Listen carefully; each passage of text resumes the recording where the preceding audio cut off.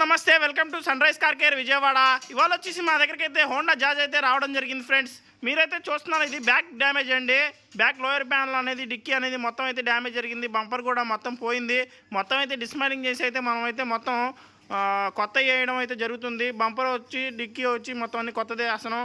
స్కట్ panel అది మనం ఇదే రిపేర్ చేస్తున్నాం. చూడండి, ఇది మనకి ఎట్లా అయితే డ్యామేజ్ అయిందో. టైర్ కూడా మనకి స్టెప్ అండ్ టైర్ కూడా రావట్లేదు, లోపల ఇరుక్కుపోయింది. అట్లాగే మనకి రైట్ సైడ్ డోర్ గ్యాప్ కూడా మొత్తం కరుచుకుపోయింది అనమాట. అంటే మొత్తం మోపైపోయింది, డోర్ కూడా బయటికి రావట్లేదు. ఇట్లా ఉండాలన్నమాట. మనకి లెఫ్ట్ సైడ్ ఎలా అయితే ఉందో గ్యాప్, సేమ్ మనకి రైట్ సైడ్ కూడా అలాగే ఉండాలన్నమాట ఫ్రెండ్స్. చూడండి, ఇప్పుడు మనమైతే పుల్లింగ్ చేస్తున్నాము. ఎలా అయితే వస్తుందో, మనకి ఎలా అయితే డ్యామేజ్ అయింది సేమ్ యాస్టీజ్గా అయితే మనకి రావడం జరిగింది. చూడండి, మన డెంటర్ మేస్త్రి అయితే మనకి పుల్లింగ్ చేస్తున్నాడు దీనికి. చూడండి, ఎలా అయితే వెళ్ళిందో అలాగే వస్తుంది. చూడండి ఫ్రెండ్స్, చూసారా, గమనించారా